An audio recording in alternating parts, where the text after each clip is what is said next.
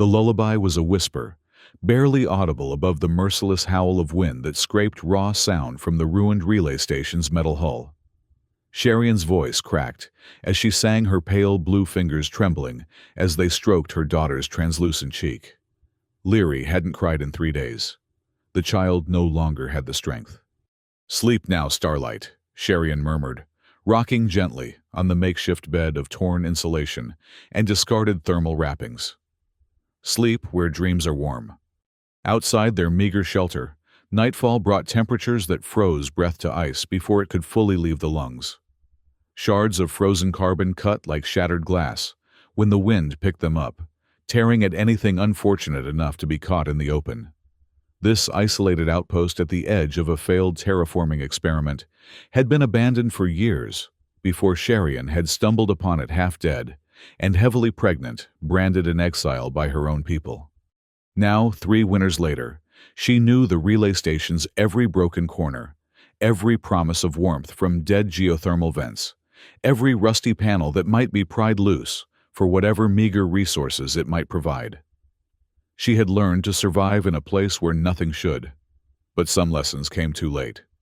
Survival wasn't enough for Leary anymore.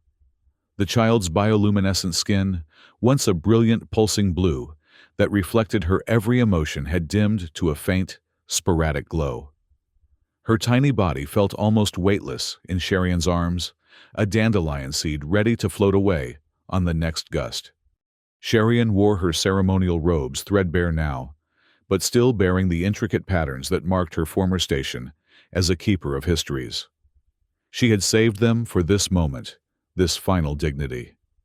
The last remaining ration packet lay empty beside them. The emergency beacon had never worked. The starless sky offered no hope of rescue. The lullaby was both comfort and goodbye. "I will hold you until sunrise," Sherion promised, though there hadn't been true sunlight since the planetary shields had failed. The distant star that served as this world's sun barely penetrated the atmospheric damage, casting only a gray, diffuse glow for a few hours each day. "Until light returns to—" She froze mid-verse. A sound. Distant, but distinct. Different from the wind's constant moan or the station's structural complaints. Footsteps. Human footsteps echoing on metal decking. The unmistakable rhythm of boots striking the abandoned landing platform outside. Fear and hope collided in Sherion's chest with such force that she nearly cried out. She pulled Leary closer, her protective instincts warring with desperate need. No one had come to this forsaken outpost in 3 winters. Who would brave the killing cold now? Salvagers, enforcement officers hunting stragglers, or perhaps impossible to imagine actual rescue. The footsteps grew louder, heavy, determined. Savior or executioner? Sherion had only moments to decide. She could hide as she had done when the last patrol had passed overhead, using the station's damaged energy signature to mask their presence. Or she could risk everything on the faint chance that these footsteps belonged to someone who would help rather than harm. Leary's next breath came as a rattle, and the decision was made for her. The outer airlock hissed. Something large struck the frozen mechanism repeatedly, until it gave way with a groan of protesting metal. Emergency lights, powered by the station's last functioning backup system, bathed the entrance in pulsing red. A figure appeared, humanoid, but massive in an environmental suit crusted with ice. The helmet's visor was frosted over, giving no glimpse of the face behind it. For one wild moment, Sherion thought of the death spirits from her childhood stories, frostwalkers who collected the souls of the careless and the abandoned. The figure paused, then raised gloved hands to the helmet seals. "Hello," a man's voice rough from disuse. "Is someone here? The thermal scan showed." The helmet came away revealing a human face, weather-beaten, bearded, with eyes that widened in genuine shock as they fell upon Sherion and the child in her arms. "You're alive," he said, as if assuring himself. Actually alive. Jonas Vin had not spoken to another sentient being in 16 months. The words felt strange in his mouth, clumsy, like tools left too long unused. He took a step forward, then stopped, when the blue-skinned woman clutched her child tighter and shrank back against the wall. "I'm not," he swallowed hard. "I won't hurt you. I'm the keeper at Outpost 9, 20 kilometers west." The woman's eyes, silver irises against midnight sclera, assessed him with equal parts hope and suspicion. She wore ceremonial robes of a design Jonas didn't recognize, though they were clearly not meant for the brutal cold. The child in her arms was alarmingly still. "Your daughter," Jonas said, the word catching. "Is she—" "Alive," the woman answered, her voice musical despite its hoarseness. "Barely. I have supplies, heat packs, rations." Jonas unclipped a pouch from his belt and held it out, moving slowly. "Please, let me help." For 3 agonizing seconds, the woman didn't move. Then with a single nod, she extended one hand. "I am Sherian," she said, a formal introduction that seemed to cost her greatly. "This is Leary." Jonas placed the thermal pack in her outstretched palm, watching as she activated it, and tucked it beside the child. The little girl's skin gave a faint, answering pulse of light. "Bioluminescent," Jonas said, fascinated despite himself. "I didn't think any of the luminary had survived the purges." Sherian's face hardened. Many did not. A silence fell between them, filled with unspoken histories. Jonas broke it by rummaging in his pack for a nutrient packet. "This should be safe for both of you. It's universal base proteins." Sherian didn't reach for it immediately. "Why are you here?" "A fair question.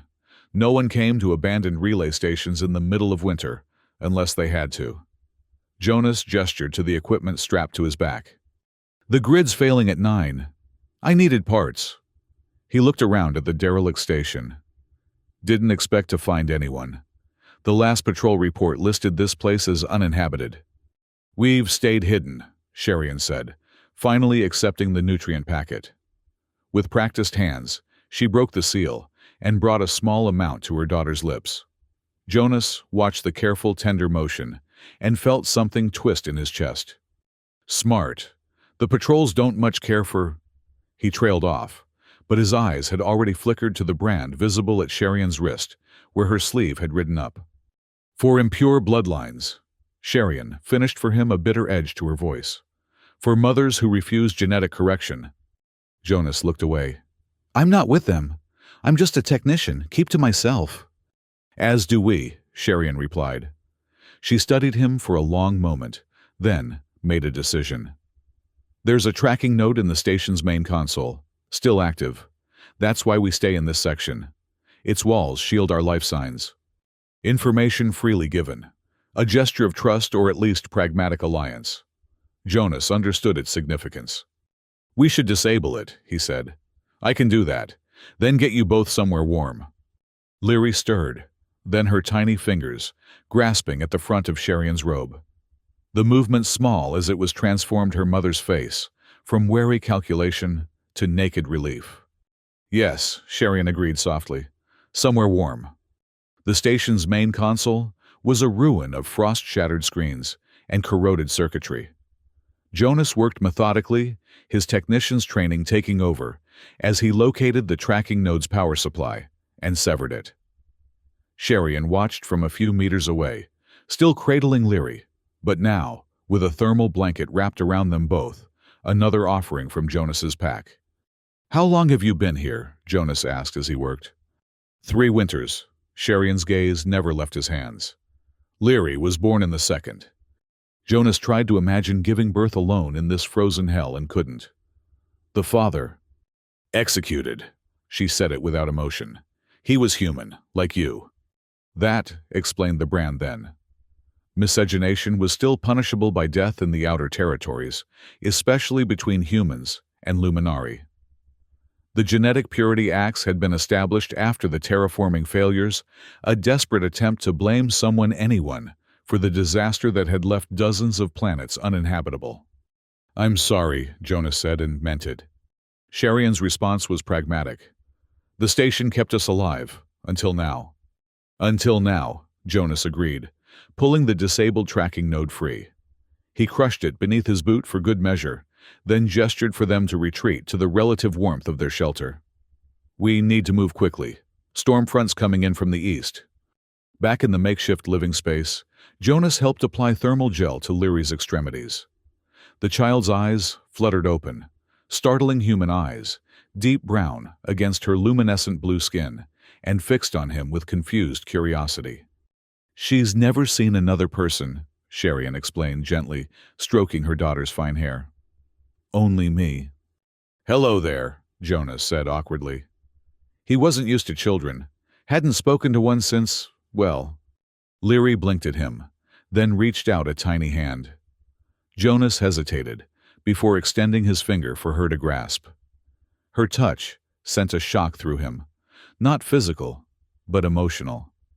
A forgotten feeling connection. She likes you, Sherian observed. Lucky guess on her part, Jonas muttered. He withdrew his hand and busied himself with preparing more rations. She needs calories, complex proteins. The gel will stabilize her core temperature, but she needs energy to recover. Sherian nodded, accepting his deflection. The storm, how bad? Category 3, maybe 4. Jonas grimaced. We should wait it out here before trying to reach my outpost. Sherian's question hung in the air. Jonas met her gaze directly. Unless you'd rather stay. The howl of the wind answered for her. That night, as the storm battered the station with renewed fury, they huddled in the shelter, reinforced with emergency tarps from Jonas's pack. Leary slept between them, her bioluminescence marginally brighter, now pulsing in time with her breathing. You've kept her alive where most would have failed, Jonas said quietly. Sherian's eyes gleamed in the dim light. She kept me alive. Without her, I would have walked into the snow long ago. The admission startled him. I understand, he said after a moment. Sherian studied him. You've lost someone. It wasn't a question. Jonas considered deflecting again, then sighed. What did old secrets matter at the edge of the world? A mother and child. Back when I worked the emergency channels, his voice grew distant. Their ship went down in the Vorga asteroid field.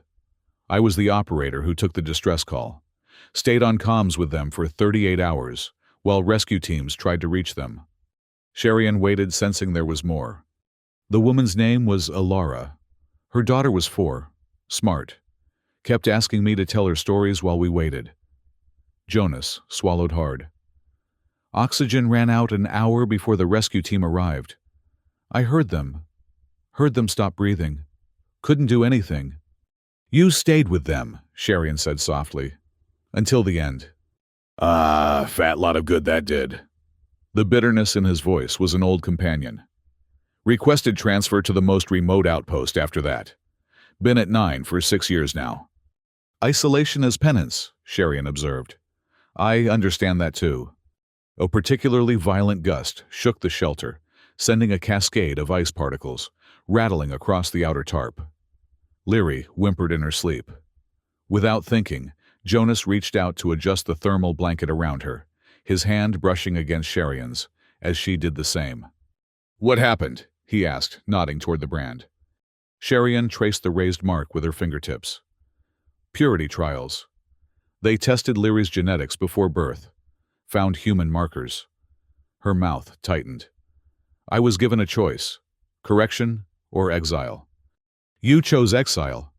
I chose my daughter. Fierce pride flashed in her silver eyes. As she is, not as they would remake her. Jonas nodded slowly. Brave. Foolish, perhaps, Sherian admitted. But I could not bear to let them take one more thing from me. They had already taken my home, my station, my... She trailed off. Your what? Sherian hesitated. My name. Luminari names are earned through service. When I was branded, they took mine. Sherian is what I call myself now. It means one who remembers in the old tongue. Jonas felt the weight of this confidence. Names were powerful things. What do you remember, Sherian? Everything, she said simply. That is what I was trained for. To remember the histories, the migrations, the stars we came from. A wistful smile touched her lips. Now, I use that memory to tell Leary's stories, so that something of our people will live on in her. They fell silent, then listening to the storm, and to Leary's steady breathing between them. Jonas found himself watching Sherian's face in the blue glow of her daughter's skin. The sharp angles of her features softened by exhaustion, but still regal. The silver eyes that held so much history. "We should sleep," he said finally. "Take watches. I'll go first." Sherian nodded, already drifting toward unconsciousness, now that someone else stood guard. "Wake me in 4 hours," she murmured. "I will." But Jonas didn't wake her when the time came. He let her sleep through the night, keeping vigil over mother and child as the storm raged outside. In the soft blue light, he allowed himself to imagine a different life, one where he hadn't failed Alara and her daughter, one where isolation wasn't his only solace. Dawn brought a temporary lull in the storm. Jonas checked his portable atmospheric reader and frowned at the results. "We need to move now," he announced, shaking Sherian gently awake. "There's a pocket of clear weather, but it won't last. 2 hours at most." Sherian came alert instantly, checking Leary before anything else. The child looked better, still fragile, but her skin glowed more steadily, and her eyes, when they opened, were clearer. "How far to your outpost?" Sherian asked, already gathering their few possessions. 20 kilometers. I have a crawler outside." Jonas began dismantling their shelter, efficiently packing away what could be reused. "It's slow, but enclosed. Heated." Sherian nodded, wrapping Leary in the thermal blanket and securing her inside the ceremonial robe, which she had adapted into a carrier that left her hands free. The practiced movements spoke of countless adaptations over years of survival.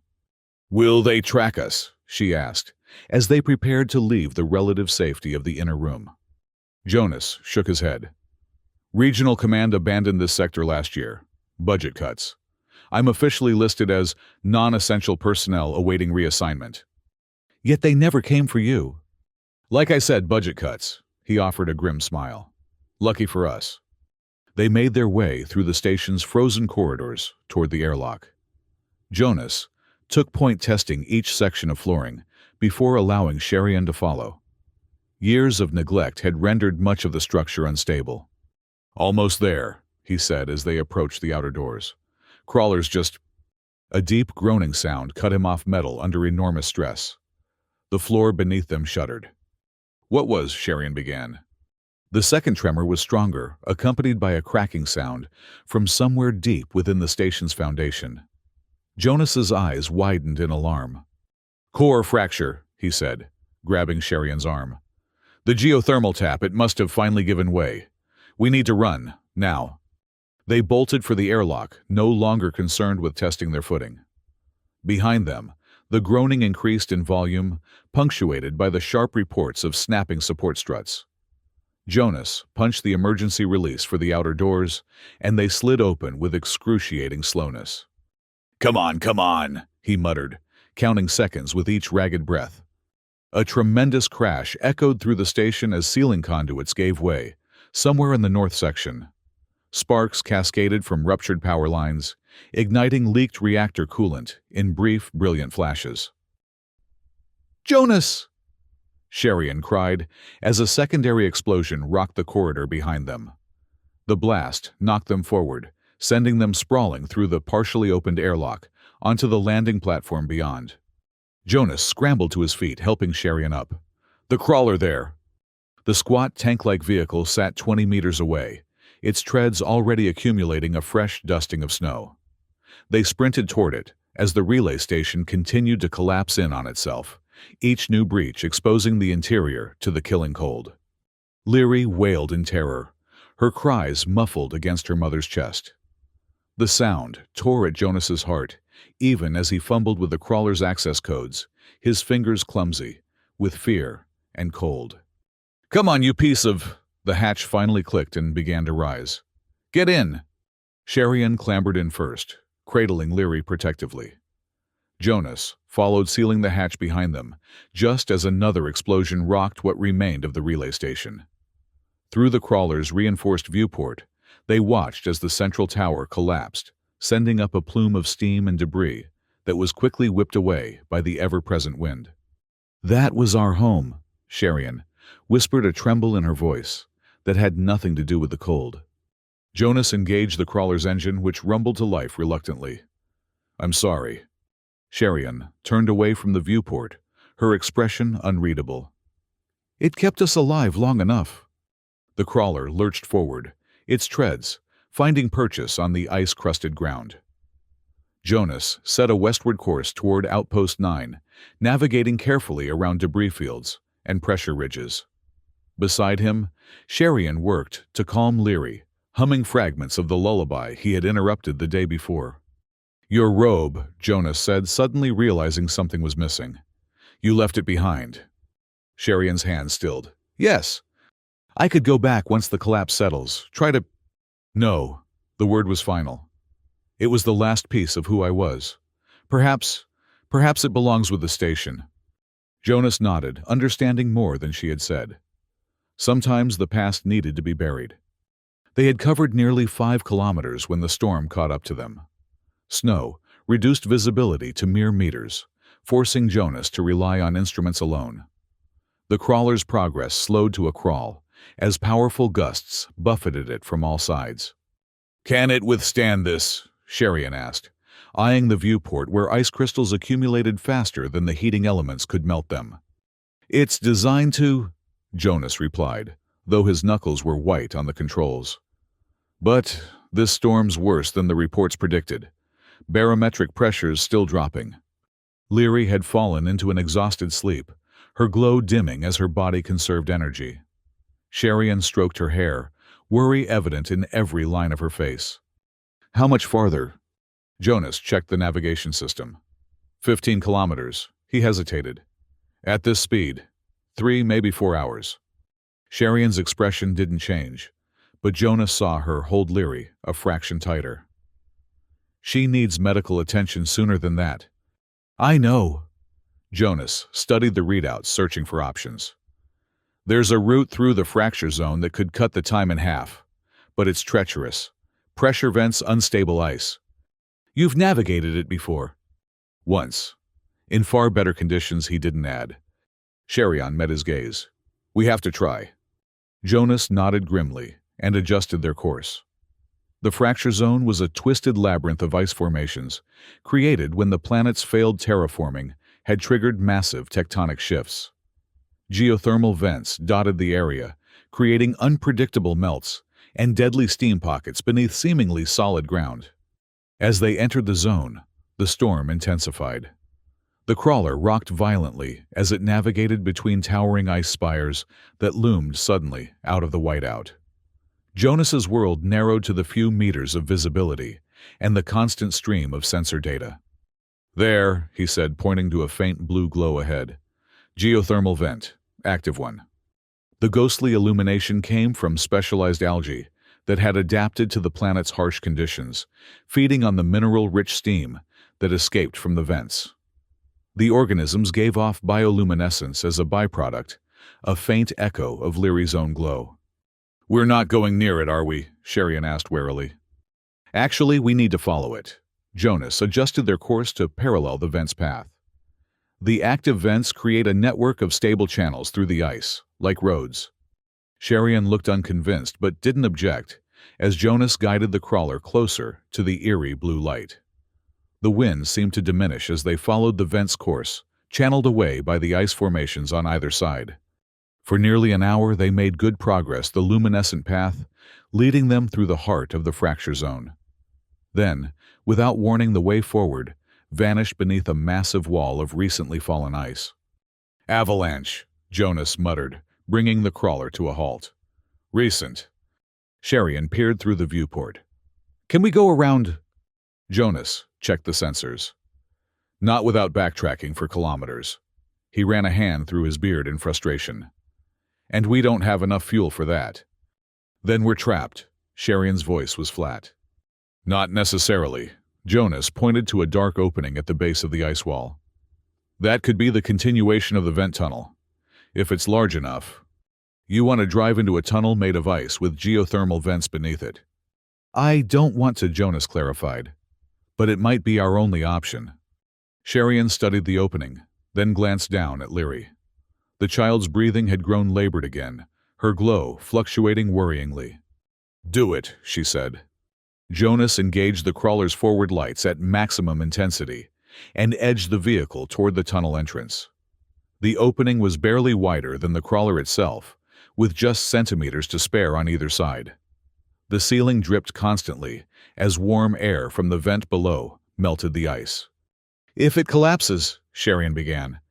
"It won't," Jonas said with more confidence than he felt. "We'll be through quickly." The tunnel extended for nearly half a kilometer, twisting downward before gradually rising again. Jonas navigated by instinct, as much as instruments feeling the crawler's response to the uneven surface beneath its treads. Sherian kept one hand braced against the ceiling, as if her touch could somehow prevent the tons of ice above from crashing down upon them. When they finally emerged on the other side, both exhaled in relief. The storm had lessened here, the ice wall behind them creating a windbreak that afforded a rare moment of relative calm. "Look," Sherian said, suddenly pointing ahead. Through gaps in the swirling snow, a vast expanse of darkness stretched before them, the great melt, a massive crater left when one of the primary geothermal taps had ruptured during the terraforming failure. At its center, barely visible in the gloom, wisps of steam rose from countless vents, creating a perpetual fog bank. "We can't cross that," Jonas said immediately. "It's kilometers of thin ice over superheated water. No one crosses the melt." Sherian frowned. "But your outpost is on the other side." "No. We need to go around it to the north. Follow the rim." Jonas adjusted their course again. "It'll add an hour, but—" "Jonas," Sherian interrupted, her voice suddenly urgent. "Look at Leary." The child was awake, her eyes fixed on the distant fog bank. More remarkably, her bioluminescence had brightened significantly, pulsing, with a rhythm that seemed almost deliberate. "What's happening?" Jonas asked, alarmed. Sherian shook her head, wonder and confusion mingling in her expression. "I don't know. She's never done this before." She looked from her daughter to the melt and back. "It's like she's responding to something out there." "There's nothing out there except steam and certain death," Jonas said firmly. But Leary's glow continued to pulse, growing stronger with each cycle. She reached a tiny hand toward the viewport, making soft, insistent sounds. "Sherian, we can't," Jonas said, reading the consideration in her eyes. "It's suicide." "She knows something," Sherian insisted. "Feel how warm she's become." Reluctantly, Jonas touched the child's forehead. It was true her temperature had risen substantially, but not in the way of fever. It was as if her entire metabolism had suddenly accelerated. "Luminari were the first successful terraformers," Sherian said quietly. "Did you know that before the human empires took over the process, my people shaped dozens of worlds? Our attunement to energy sources is innate." "That was generations ago," Jonas argued. "And this planet's terraforming failed catastrophically." "Failed or was abandoned too soon?" Sherian challenged. She gazed at her daughter with growing certainty. "She feels something out there, something alive." Jonas glanced between mother and child, torn between caution and a reluctant spark of hope. Leary's condition had improved dramatically in just minutes, her skin now glowing brightly enough to illuminate the crawler's interior. Her eyes, fixed on the distant mists, held an intelligence that belied her young age. "If you're wrong," he began. "Then we'll die a little sooner than we might have otherwise," Sherian finished for him. "But if I'm right—" Jonas sighed heavily, then reset the navigation system. "One direct approach. At the first sign of unstable ice, we turn back." "Agreed." The crawler inched forward, onto the vast expanse of the melt. Its sensors swept continuously, measuring ice thickness and temperature variations. Jonas kept both hands on the controls, ready to reverse course instantly. For the first kilometer, nothing changed. The ice beneath them held firm, the storm's intensity remained constant, and the ghostly fog bank loomed ever closer. Then gradually, the crawler's external thermometer began to rise. "Temperature's climbing," Jonas noted. 5 degrees already." The air feels different, Sherian said, cracking the climate control vent slightly to sample it. Richer somehow. Leary's excitement grew as they approached the edge of the fog. Her glow pulsed faster, and she made soft, cooing sounds that Jonas had never heard from her before. The constant blue illumination reflected off the mist ahead, creating an otherworldly effect. "Ice is thinning," Jonas warned, as the sensors began to chime alerts. 2 meters thick now, then 1.5. "Keep going," Sherian urged. "Just a little further." The crawler entered the fog bank visibility, dropping to 0. Jonas navigated solely by instruments, now following a path where the ice seemed most stable. The temperature continued to rise 10 degrees above the outside norm, then 15. "This is impossible," Jonas muttered. "We should be over superheated water. The ice should be melting beneath us." "Unless it's not water anymore," Sherian replied cryptically. Before Jonas could question her meaning, the fog suddenly thinned and both gasped in unison at what lay before them. A valley stretched into the distance, sheltered within the crater's vast circumference. Where there should have been only broken ice and deadly geothermal vents, a verdant landscape flourished. Moss and lichen covered the ground in thick carpets of green and blue. Stunted but unmistakable trees, the first Jonas had seen outside of environmental domes in years, clung to protected slopes. Steam rose from countless small vents, creating a perpetual greenhouse effect that defied the planet's hostile climate. "It's a sanctuary," Sherian whispered, tears forming in her silver eyes. "A hidden world." Jonas brought the crawler to a stop, too stunned to continue driving. "How is this possible? The terraforming collapsed everywhere else." "Not collapsed," Sherian corrected, her historian's training evident in her voice. "Concentrated. All the energy that should have transformed the entire region was channeled here instead." She gazed at her daughter in newfound understanding. And Leary sensed it. The child was practically bouncing with excitement now, her bioluminescence so bright that Jonas had to lower the crawler's interior lights. Her tiny hands pressed against the viewport, leaving glowing prints that slowly faded. "We need to be careful," Jonas cautioned, though he couldn't suppress his own wonder. "This ecosystem must be incredibly fragile." "But alive," Sherian emphasized. "Alive and hidden from those who would exploit it." Jonas nodded slowly. "I know a place we can shelter. There." He pointed to a cluster of rock formations near a particularly active steam vent. "The heat will keep us warm without depleting the crawler's power." He navigated carefully across the moss-covered ground, mindful of leaving as little impact as possible.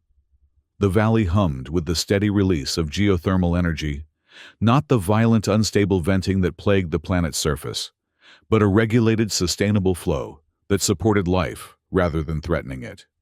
When they reached the rock formation, Jonas secured the crawler and performed a cautious atmospheric analysis. "Air's breathable," he reported. "Oxygen levels actually higher than standard. Some sulfur compounds, but well within safe parameters." Sherian was already preparing to open the hatch Leary secure in her improvised carrier. "She needs this," she said simply. "We all do."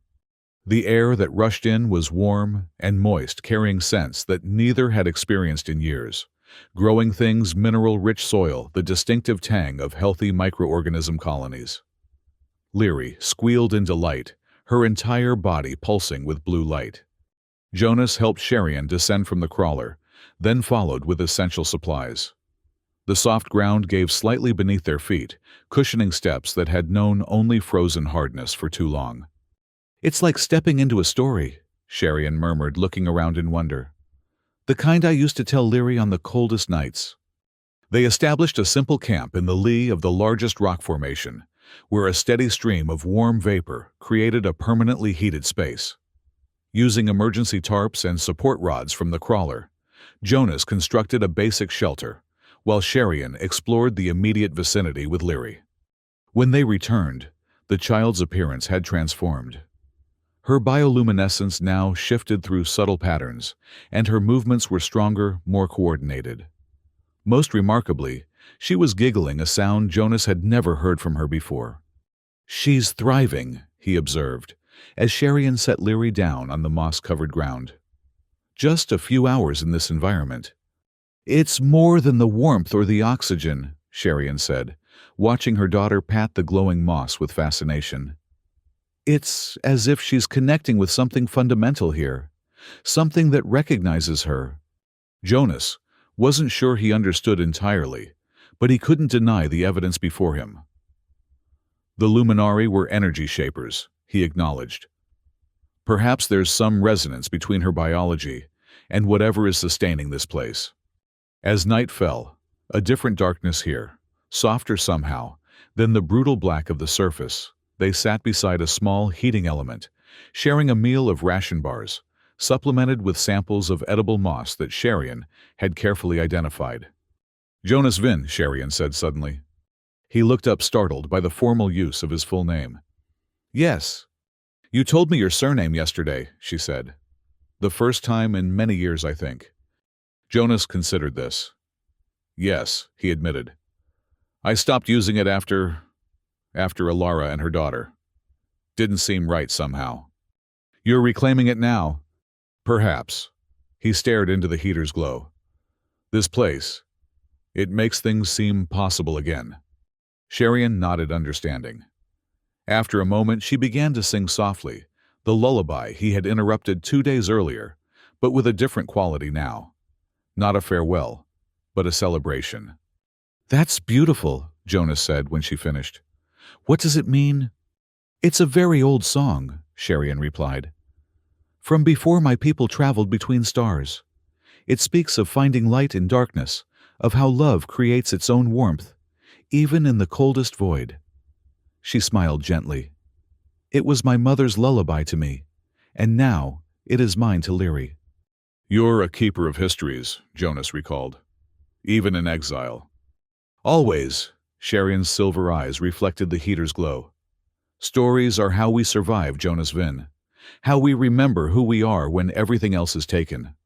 Leary had fallen asleep between them, her glow pulsing in time with her breathing. In sleep, her luminescence formed patterns that mirrored the moss around them, concentric circles, and branching pathways. "She's dreaming of this place," Sherian observed. "Connecting with it on levels I can only guess at." Jonas watched the child for a long moment. "What will you do now? Stay here?" "We can't go back to the surface," Sherian said pragmatically. "And beyond this valley lies only more ice and death." She gestured to the verdant landscape around them. "This is a beginning. A chance."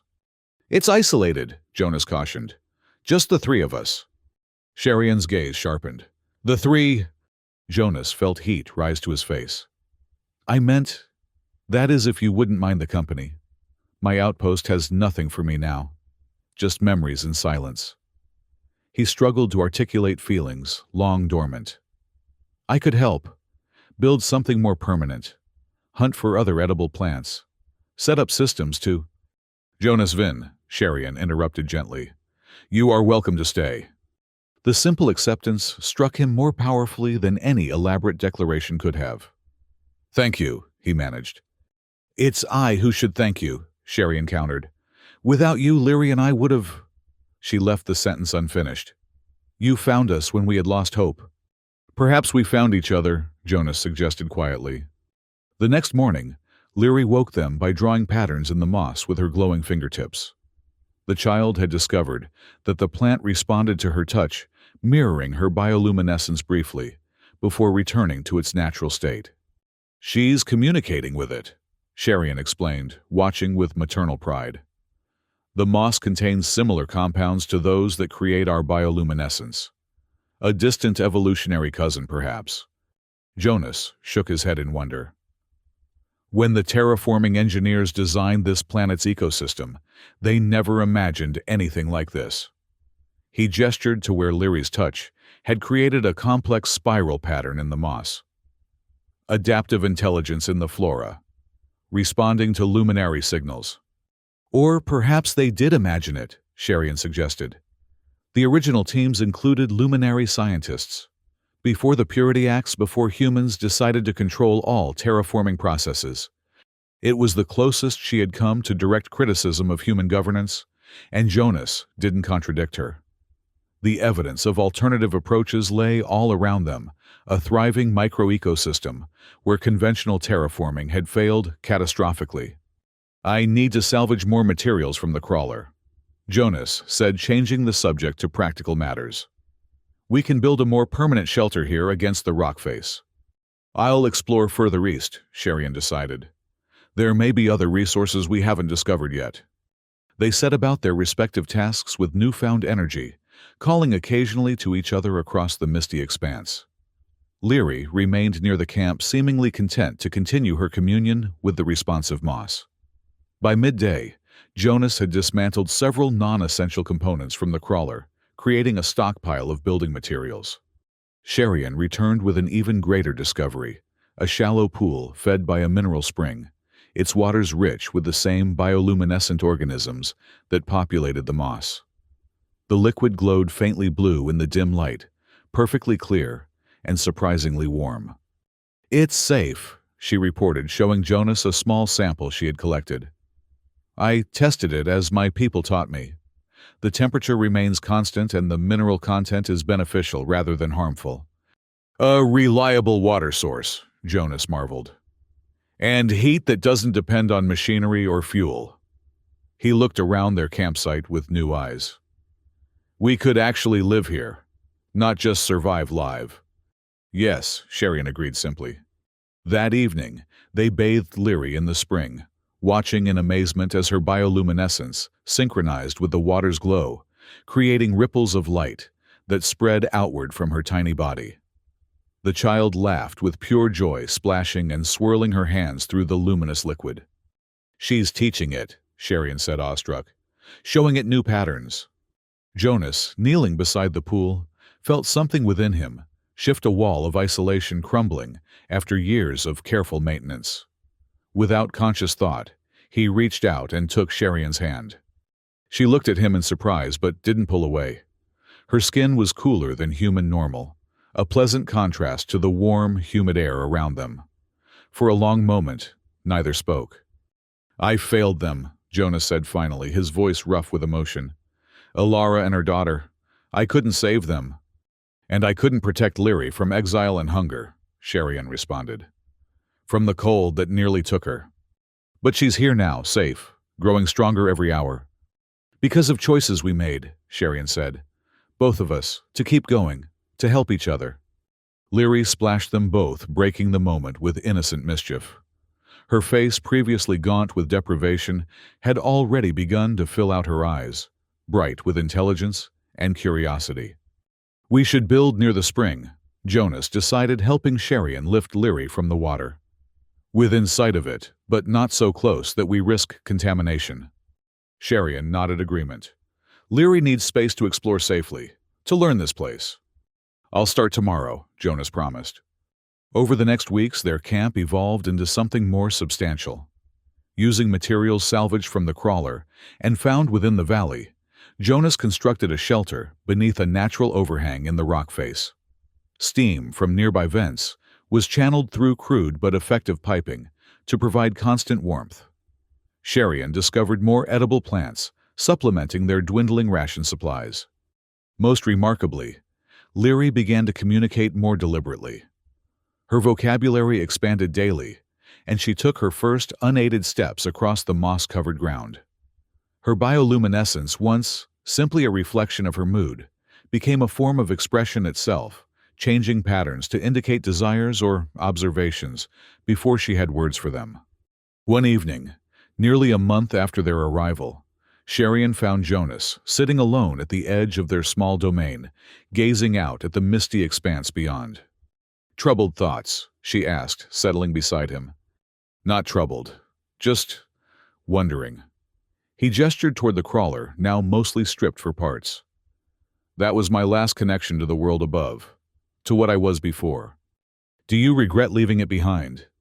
Jonas considered the question seriously. "No," he said finally. "That life was empty, penance without purpose." Sherian nodded understanding. "And now?" Now I help build something. A smile touched his weathered face. A home, not just a shelter. A place where Leary can grow up without fear. She draws pictures of you, Sherian, said, her voice warm with amusement. In the dirt and moss, always with that soot-smeared coat you insist on wearing. Jonas glanced down at the garment in question, salvaged from his environmental suit, and admittedly worse for wear. It's practical, he defended. It's hideous, Sherian countered, but her tone was affectionate. She loves you, you know. Already she calls you family. The simple statement struck Jonas with unexpected force. Family. A word he had abandoned years ago, along with his surname and his hope. I don't deserve that, he said quietly. None of us deserve the good that comes to us, Sherian replied. Or the bad. We simply receive it and choose what to build from it. Overhead, a rare break in the mist revealed a patch of night sky. Faint auroras danced across it, remnants of the planet's damaged magnetosphere, interacting with solar radiation. Beautiful, Sherian murmured, following his gaze upward. Yes, Jonas agreed, though he had turned to look at her. Sherian's silver eyes met his, and something unspoken passed between them, an acknowledgement of feelings that had grown alongside their sanctuary. Slowly, giving her every chance to withdraw, Jonas leaned forward. Their kiss was gentle, tentative, the cautious exploration of two people who had forgotten how to trust but were learning again. Sherian's hand came up to rest against his cheek, her cool palm a balm against his skin. When they parted, neither rushed to speak. The auroras continued their silent dance above, casting rippling colors across the misty valley. I never thought to find this, Sherian said eventually. Not after everything. Nor I, Jonas admitted. I came to this planet to disappear. And instead I found a reason to be visible again. He took her hand, marveling at how natural the gesture had become. To be present. Sherian smiled, then grew serious. Jonas, there's something I should tell you. About Leary, about her development. Is something wrong? Concern immediately replaced contemplation. No, quite the opposite. Sherian placed her free hand over her abdomen in a gesture as old as sentient life. She may have a sibling in time. Jonas stared, processing her meaning. We're... Yes, Sherian confirmed.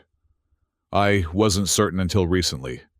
Luminary physiology is different from human, but the signs are becoming unmistakable. A tumult of emotions crossed Jonas's face. Shock, joy, fear, wonder. But is it safe here with our limited resources? Safer than the relay station, Sherian pointed out practically. And my people have given birth in far harsher conditions throughout our history. She squeezed his hand reassuringly. This place nurtures life, Jonas. I feel it every day. A child. He whispered, the concept still settling into reality for him. Our child. A new history to remember, Sherian said softly. One that begins here with us. The implications unfolded between them, a future neither had dared imagine mere months ago. A family forged not from obligation or circumstance, but from choice and care and growing love. I will build us a proper home, Jonas promised, newfound determination in his voice. Before the child comes. Something permanent, something that belongs to all of us, Sherian finished for him. Yes, but not alone, Jonas Vin. We build together. As if summoned by their conversation, Leary appeared at the entrance to their shelter, her small figure backlit by the heating element within. She toddled toward them, bioluminescence brightening with each step. Mama Jonas, her voice still forming around new words, rang with unambiguous joy. Look. She held out her hands, cupped around something precious. As she reached them, she opened her fingers to reveal a tiny, perfectly formed flower, the first either adult had seen in this hidden valley. Its petals glowed with the same blue luminescence as the moss, but with a complexity that suggested new evolutionary pathways. It grew by the water, Leary explained carefully, transferring her treasure to Sherian's palm. I helped it. Sherian exchanged a wondering glance with Jonas. How did you help it, little one? Leary's explanation was part words, part luminescent patterns that flashed across her skin. Sang to it, like you sang to me. The lullaby, the song of finding light in darkness of warmth created by love. Sherian's eyes filled with tears as she understood. Life creates more life, she whispered, cradling the flower gently. When we nurture it. Jonas put his arm around them both, drawing them close beneath the aurora-painted sky. We'll plant it tomorrow, he promised Leary. The first of many. The child nodded solemnly, then broke into a grin that illuminated her entire being. Family, she declared a new word she had clearly been saving for this moment. Yes, Jonas agreed, his voice steady with newfound certainty. Family. In that moment, beneath the dancing lights of a broken sky, something healed in all of them, something deeper than physical wounds or material deprivation. The isolation that had defined their separate journeys gave way to connection, to shared purpose, to beginnings where they had expected only endings. Sherian began to sing the lullaby again, its melody carrying across the misty valley like a declaration. Jonas joined her, after a few lines, his deeper voice, providing a counterpoint to her crystalline tones. Leary swayed between them, her bioluminescence pulsing in perfect rhythm with the ancient words. The song was no longer a goodbye, but a greeting to each new day, to the life growing within Sherian, to the future they would build together in this hidden sanctuary. A future forged not despite their broken pasts, but because of them, because they had each learned that survival alone was not enough, that true living required reaching beyond oneself to others. As the last notes faded into the mist, Jonas looked at the small family he had found at the edge of a frozen world and made a silent vow to protect them, to help them thrive, to be present in every moment of joy and struggle ahead. Not out of guilt or penance, but out of love freely given and gratefully received. Tomorrow, he said, gazing at the distant reaches of their valley home, we'll explore further east. There might be more flowers waiting for Leary to sing to them. And more spaces for us to discover, Sherian added, her hand finding his again. This is just the beginning. Beginning. Leary echoed, her small face serious as she tested the weight of the word. Then, deciding she approved, she repeated it more confidently. Beginning. Above them, the auroras continued their silent dance, painting possibilities across the night sky. Below, in a valley that should not exist, a family that should never have formed, made plans for a future none of them had dared to imagine. And it was indeed just the beginning.